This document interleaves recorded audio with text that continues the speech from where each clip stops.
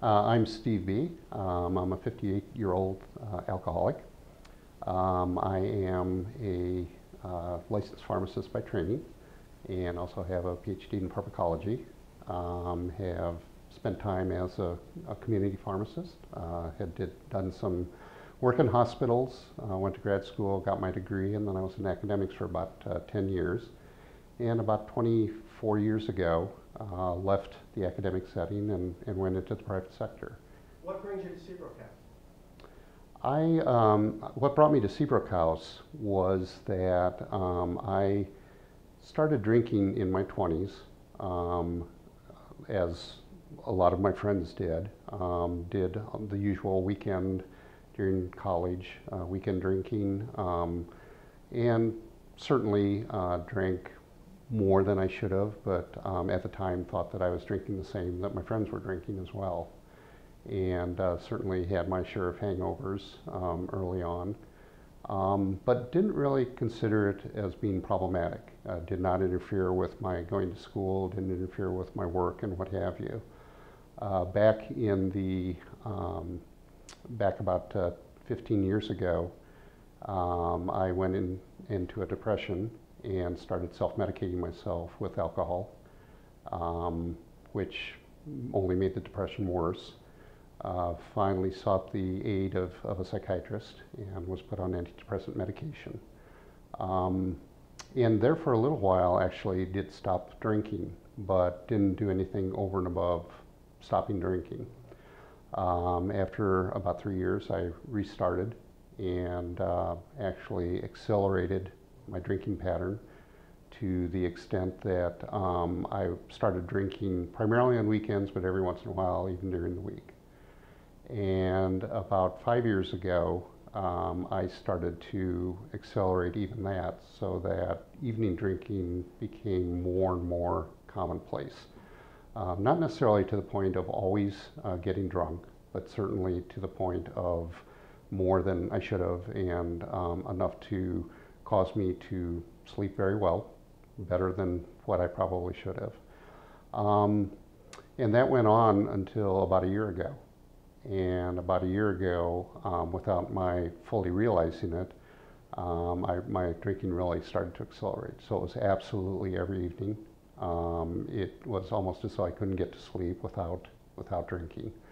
I frequently would wake up at 4 or 5 o'clock in the morning, just so that I could keep the shakes away and maintain what I considered stability, silly as that is. And about 8 months ago, it really started to get bad from the perspective that I couldn't go to work in the morning without. At that point, I was still functional, although I was definitely slipping. I didn't realize it as much as I should have, but it was clearly there, and coworkers were starting to notice that.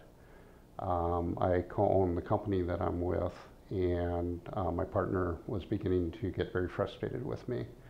And so it started to create a lot of conflict. And for a long time, I had had conflict with my family, knowing that I was having problems. In fact, my wife had encouraged me about a year ago to look seriously at inpatient treatment, and I always had an excuse. Too busy, too important at work, all kinds of different excuses as to why not to pursue it. So as it progressed, it got to the point where I was really becoming pretty dysfunctional at work. And about a week before coming into Seabrook, I had a very long weekend where I had a serious binge, and was to, it was a holiday weekend, was to go back to work on the Tuesday after, and missed going back because I was still in my binge, and did it for the next two and a half days. And during that time really began to spiral. Started having thoughts of suicide again, which I had had in the past, and had kind of ridden out of that, but this time I really, it was really beginning to get bad. I was becoming more and more desperate, more and more feelings of helplessness, hopelessness.